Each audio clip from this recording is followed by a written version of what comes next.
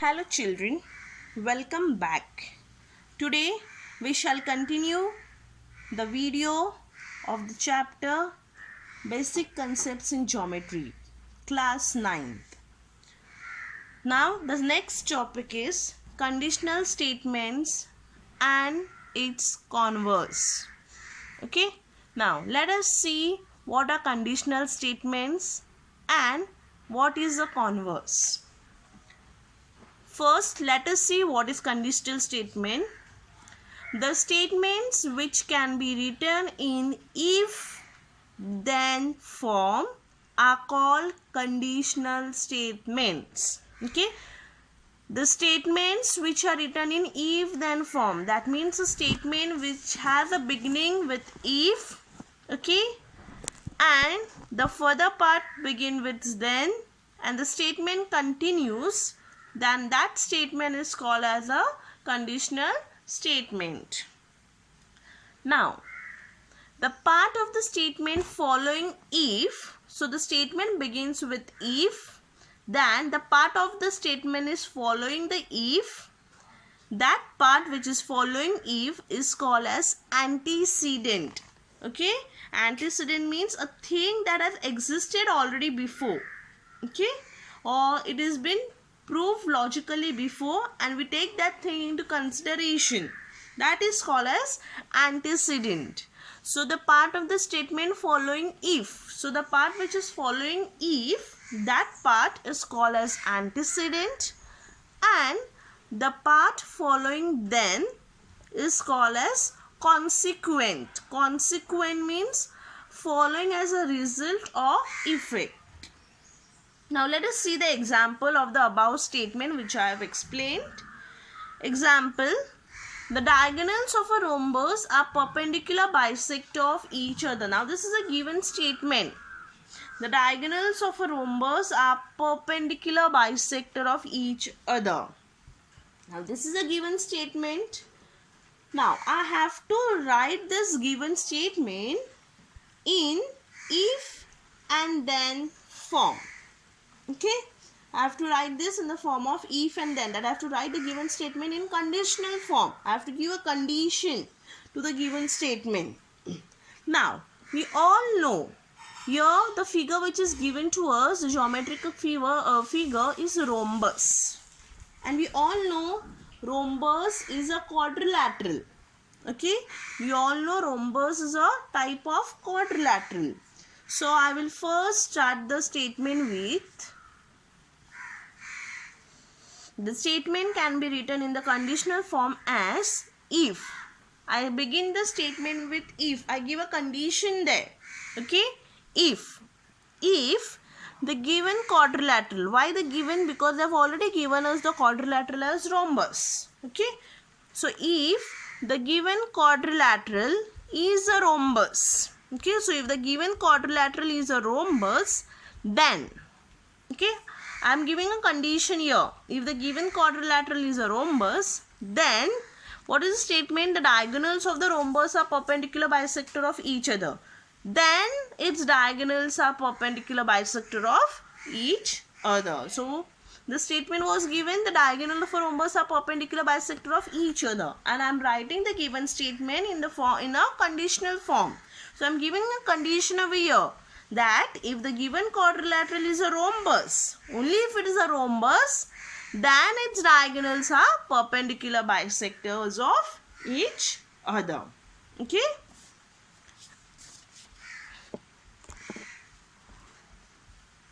Next, if the antecedent and consequent in the given conditional statement are interchanged. Okay, now this is a conditional statement we got. If the above one is a conditional statement which we have already written.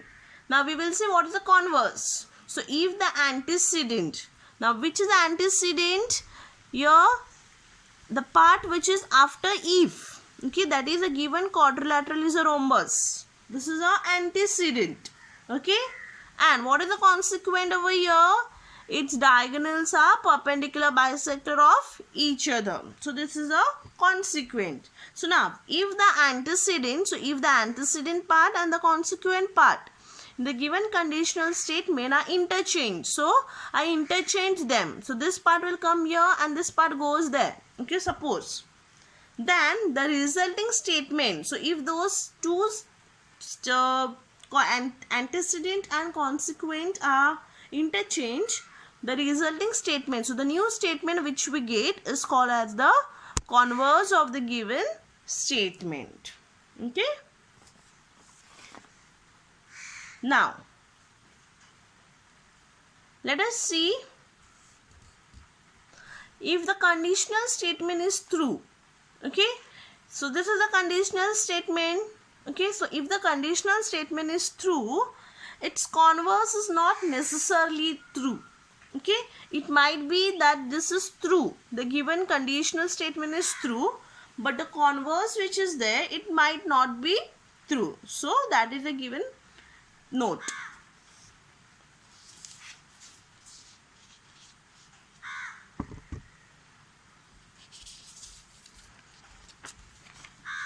Okay. Now, let us see how to write a converse statement. They have given us a conditional statement. Okay. They have already given us the conditional statement. First, if a quadrilateral is a rhombus, then its diagonals are perpendicular bisector of each other. Okay, this is the conditional statement. What is the condition given?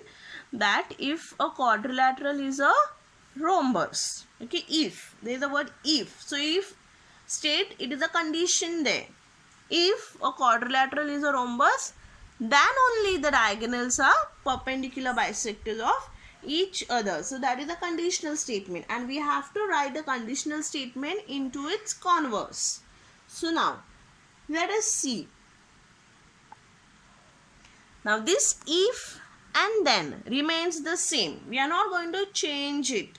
If and then remains the same for the converse. Only we are going to interchange the antecedent part and the consequent part. Okay. So now I will bring the consequent part first. Okay. And I will shift the antecedent part second. So let us try. If the diagonals of a quadrilateral. So I have to write the diagonals. I cannot write the diagonals are perpendicular bisector of each other. No, the diagonals of what? So I will mention if the diagonals of a quadrilateral are perpendicular bisectors of each other, then it is a rhombus. Okay, you can see.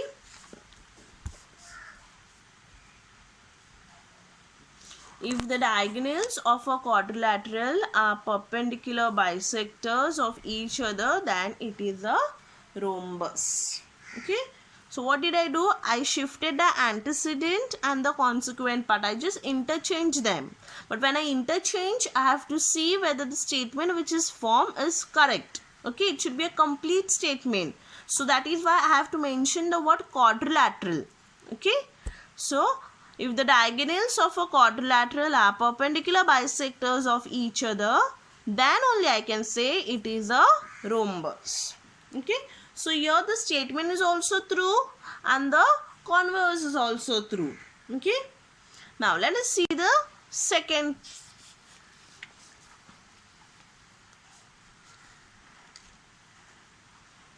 Second example. The conditional statement is given as if the number is a prime number, then it is even or odd. So what is the given statement? If a number is a prime number, it can be any number, but it should be a prime number. Okay. If a number is a prime number, then it is even or odd. So if it is a prime number, then the number can be an even number, or else it could be a odd number.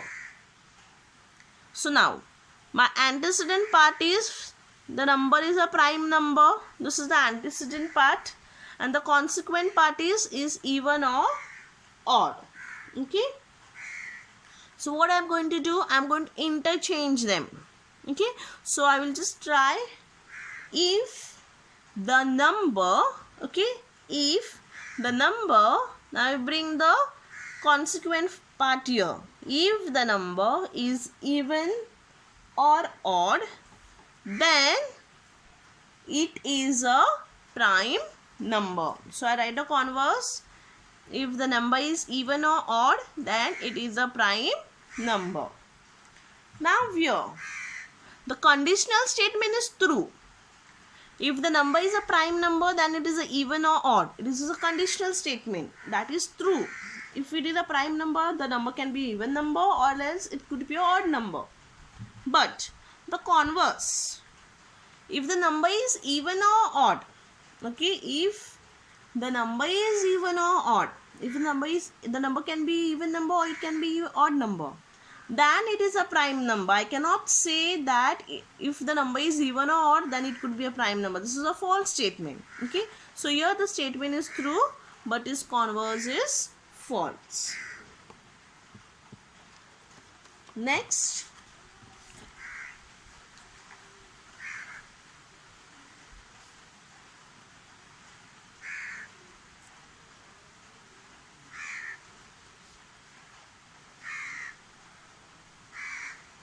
postulates. Now let us see what are postulates. Now postulates are simple statements which we accept as true and need not be proved. Okay, those are the statements, simple statements which we already accept that it is a true statement and it is not necessary that we have to prove it. Okay, now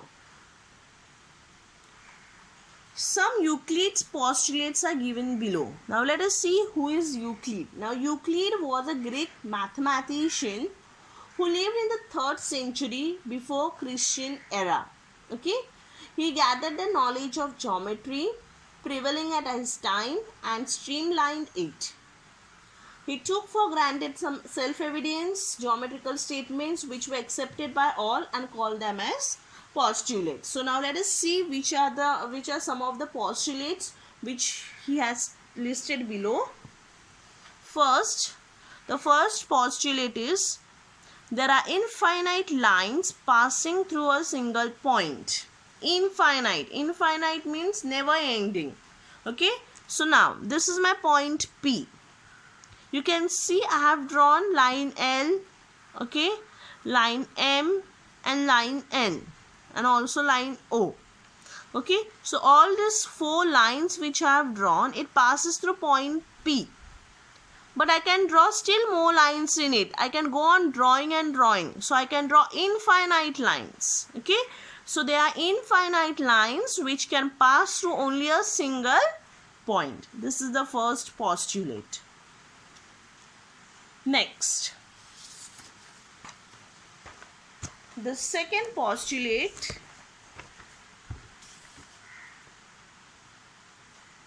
there is one and only one line passing through 2 distinct points.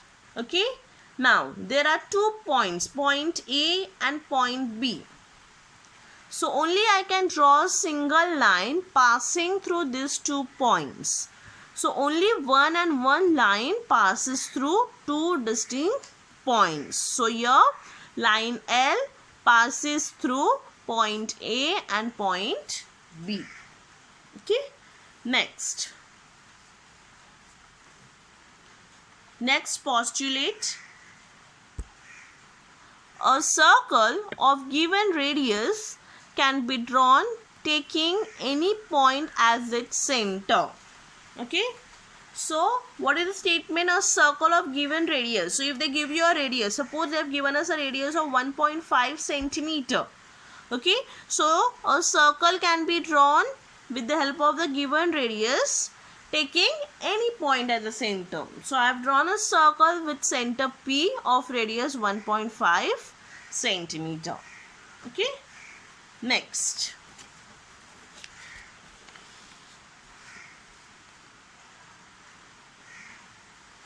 all right angles are congruent to each other.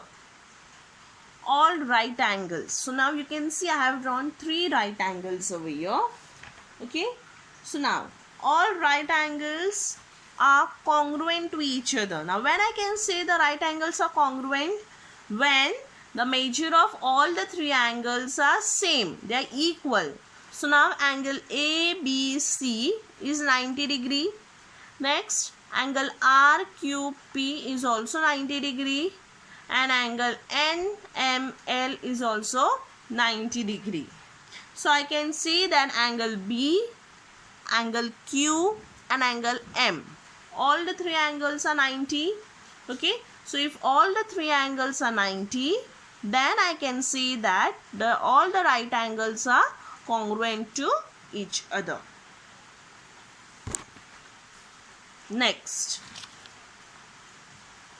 if two interior angles formed on one side of a transversal of two lines adding up to less than two right angles, then the lines produced in that direction intersect each other.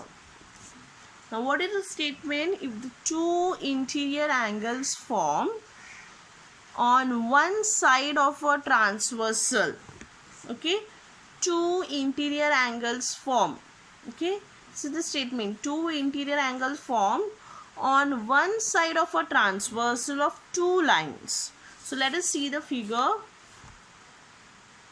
Okay, so the statement is if two interior angles, now you can see the figure is shown here. Now the statement is two interior angles formed on one side of a transversal. So suppose line N is a transversal. Okay, if line N is a transversal, then two interior angles are formed on one side of the transversal. So that means angle A and angle B are formed on the transversal N. So if two interior angles form on one side of a transversal of two lines add up to less than two right angles, then the lines produced that direction intersect each other. So now you can see line N is a transversal. A and B form a pair of interior angle. Okay, now you can see angle A, it is an acute angle. Okay, angle A is an acute angle, so that means it is less than 90 degree. Same angle B is also acute angle, so it should be also less than 90 degree. Okay, so angle B is acute angle, that means angle B is less than 90 degree. Now it is that if two interior angles formed on one side of a transversal of two lines add up to less than two right angles, add up to. So when you add, so I add angle A and angle B, okay, up to less than two right angles. So I am going to add 90 plus 90. So that means angle A plus angle B is less than the sum of two right angles. That means angle A plus angle B is less than 180 degree.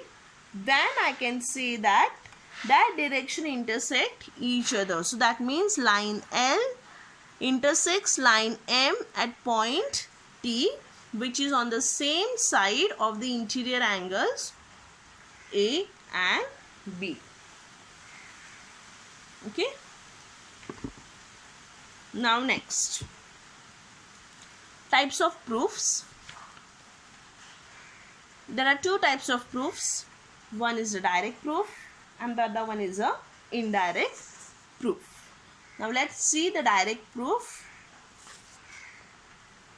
Direct proof, page 10 of your textbook. Children, you have to copy the proof from your textbook into your notebook. Now in the textbook, they have given a figure with different namings. I have ticked some different namings. Okay, so you can name the figure as per your wish. Okay, now the theorem states that if two lines intersect each other, then the vertically opposite angle formed are congruent. Okay, now if two lines intersect each other, now let us see which are the two lines which intersect each other. So that means line AB and line CD are the two lines which intersect each other at point P. Okay, so if two lines intersect each other, so I have written what is the given part. So the given part is the part which is after if and before then. Okay, that is the given part. Now the part which is after then, that is you have to prove that part. Okay, so then the vertically opposite angles formed are congruent. So I have to see which are the vertically opposite angles. Angle APD, okay, angle APD and angle CPB. This is one pair of vertically opposite angle, okay, and the another pair of vertically opposite angle is angle APC. This is one another pair, angle APC and angle DPB. Okay, so I have to prove that the two pairs are congruent to each other. Okay, so I have written to prove part. Angle APC is congruent to angle DPB and angle APD is congruent to angle CPB. Okay, now let us see the proof. We will begin with the proof. Now first I take AP as a common side.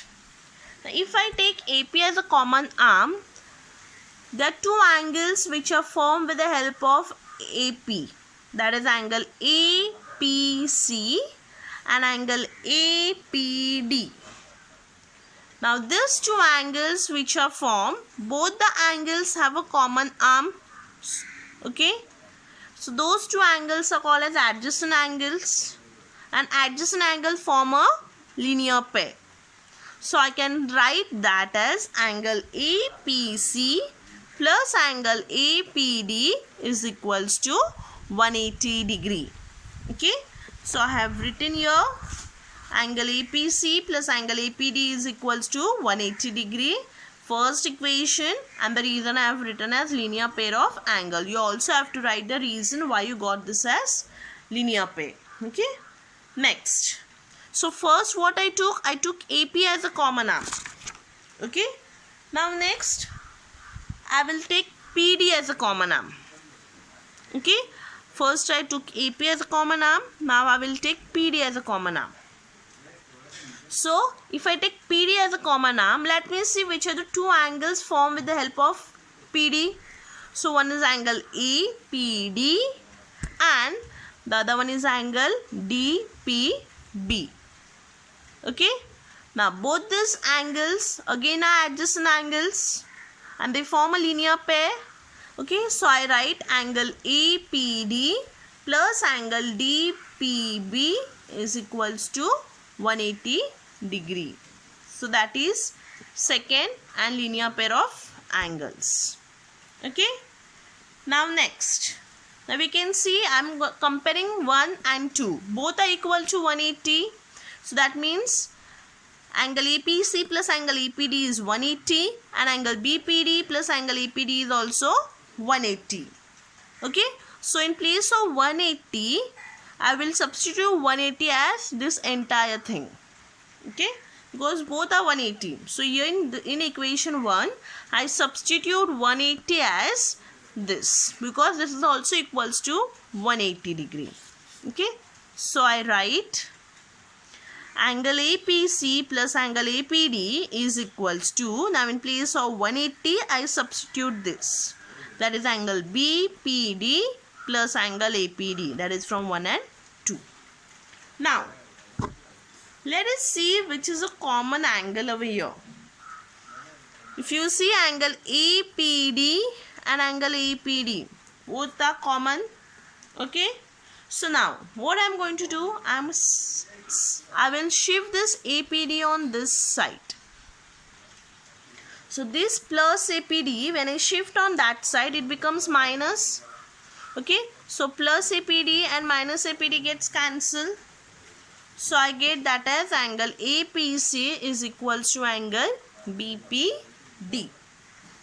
Okay, so that means if these two angles are equal, I can say those two angles are also congruent. So angle APC is congruent to angle BPD. So I got it. Angle APC is congruent to angle BPD. This is one pair of vertically opposite angle. Okay, now I have to prove these two pair as a vertically opposite angle, that is angle APD and angle CPB. Okay, so now to prove that, now earlier I took AP and PD as a common side. Now you have to take PC and PB as a common side, and you have to prove in a similar way these two angles as congruent vertically opposite angles. Okay, so similarly we can prove those two also angles as congruent. I hope so children, you all have followed the proof. Okay, this is important proof, you all have to study this. Now let us move ahead. Now this was the proof of direct proof. Okay, now let us see indirect proof. Indirect proof. Now the indirect proof starts with an assumption that the consequence is false. Okay, the indirect proof always starts with the consequence that it is false. Okay, so using the given consequences and the properties accepted earlier, we shall start arguing step by step and reach a conclusion. So they might give you a statement or assumption statement that is not true. It can be a false, but we have to use it and the properties relate to that statement which were used earlier, which were been proved earlier. Okay, and we have to start giving argument step by step and reach to one conclusion. Now the conclusion is a contradictory with the antecedent or a property which is already accepted. So the conclusion which you come up to, it should be a contradictory. Contradictory means it should oppose with the antecedent part, or either you should oppose the property which were already accepted earlier. Okay, so hence the assumption that the consequent is false goes wrong. So whatever we have assumed, so if we use this, then whatever we have assumed, it goes wrong. So it is accepted that the consequent is true. Statement: a prime number greater than 2 is odd. So first we will write the given conditional statement. Now it is given a prime number greater than 2. We don't know which is a prime number. So first we need to assume any variable as a prime number. Okay, I cannot take a number. I have to assume a variable because we don't know what is a number. So if P is a prime number greater than 2, then it is odd. This is a given conditional statement. So what is given? If P is odd number, if P is a prime number greater than 2, then it is odd. So I will write the given first. P is a prime number greater than 2. So now if P is a prime numbers, the divisors of P are 1 and P only. Okay, so 1 and P are the only divisors of P. And I have to prove that P is a odd number. Now I have to prove the given statement in such a way that it becomes a contradictory to the proof. So I can show that P is an odd number. So to prove that, I will take the converse of it. So I assume that P is not an odd number. Okay, so let us assume that P is not an odd number. So if P is not an odd number, it means P is an even number. Okay, right? So that means a divisor of P is 2 because 2 is the first even number. Okay, so from 0 onwards, the first even number is 2. So the divisor of P is 2. I can say that the divisor of P is 2. That is equation 1. But what they have given us? They have given us that P is a prime number greater than 2.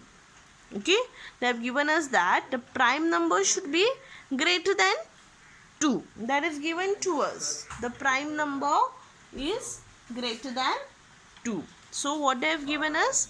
But it is given that P is a prime number greater than 2. So that means 1 and p are the only divisors of p, right? 1 and p are the only divisors. We have seen here 1 and p are the only divisors of p. So 1 and p are the only divisors of p. I'll assume that is equation 2. Now let us compare equation 1 and equation 2. So equation 1 is the divisor of p is 2 and equation 2 is 1 and p are the only divisors of p. So there are two different statements. Okay. So a divisor of p is 2. The statement 1 says that a divisor of p is only 2.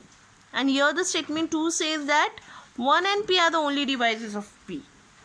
So both are contradictory. So that means the assumption that p is not an odd number is false. So this proves that the prime number greater than 2 is odd. Okay. Now let us see the exercise practice set 1.3 textbook page 11. Okay. Now the first question, write the following statement in if and then form. Okay. So I write the following statement in if and then form. First, opposite angles of a parallelogram are congruent. So I have to write the given statement in if and then form. So first I will see which is the antecedent part. Okay, first I have to write in the antecedent part and then in the consequent part. So the opposite angles of a parallelogram are congruent. Now we know a parallelogram is a quadrilateral, right? So I will start with the statement as if a quadrilateral is a parallelogram, okay, if a quadrilateral is a parallelogram, okay, if it is a parallelogram, then its opposite angles are congruent. Okay, so I write that as if a quadrilateral is a parallelogram, then its opposite angles are congruent. Okay, followed. Now let us see the second question. The diagonals of a rectangle are congruent. Same way. Here the figure is rectangle. So it is a type of quadrilateral. So if a quadrilateral is a rectangle, then its diagonals are congruent. Okay. So if a quadrilateral is a rectangle, then its diagonals are congruent. And the last third one, in an isosceles triangle, okay, they have mentioned in an isosceles triangle, the segment joining the vertex, okay, suppose this is a isosceles triangle, okay, so the segment joining the vertex and the midpoint of the base, so this is a midpoint of the base, so segment joining the vertex and the midpoint of the base is perpendicular to the base. This is a given statement. So now in an isosceles triangle means it is a triangle, right? So I assume this as, if a triangle is an isosceles triangle, I will not mention quadrilateral because this is a triangle. So if a triangle is a isosceles triangle, then the segment joining the vertex and the midpoint of the base is perpendicular to the base. Okay. So this is the third one. So if a triangle is an isosceles triangle, then you just copy down from this question. The segment joining the vertex and the midpoint of the base is perpendicular to the base. So what I did here, I only added if a triangle is an isosceles triangle. Then the remaining part I have just copied as it is. Okay. Now let us see the second question.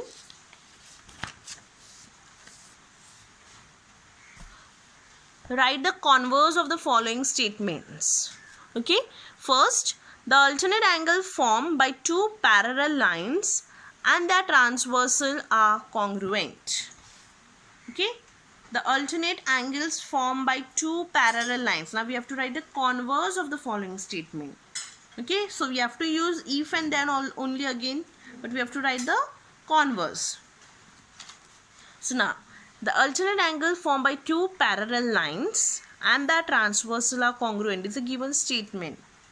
So I write that as, if alternate angles formed by two parallel lines and instead of there it become its, because we are taking if, we are writing this in the form of if.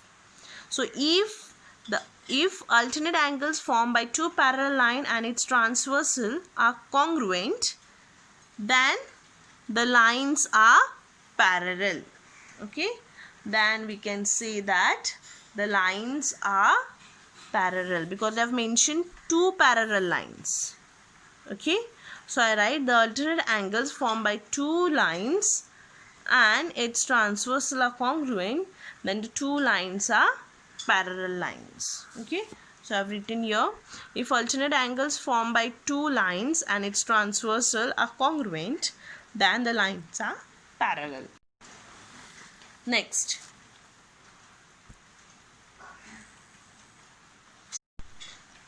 if a pair of interior angles made by a transversal of two lines are supplementary, then the lines are parallel.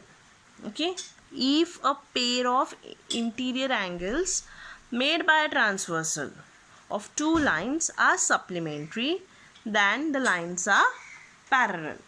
Okay, so I write this as, if two parallel lines are intersected, okay, by a transversal, okay, if two parallel lines are intersected by a transversal of, then the interior angles so formed are supplementary.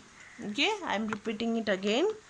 If two parallel lines are intersected by a transversal, because what is the statement? If pair of interior angles made by a transversal of two lines, so transversal of two lines, so if two parallel lines are intersected by a transversal, then the interior angles so formed,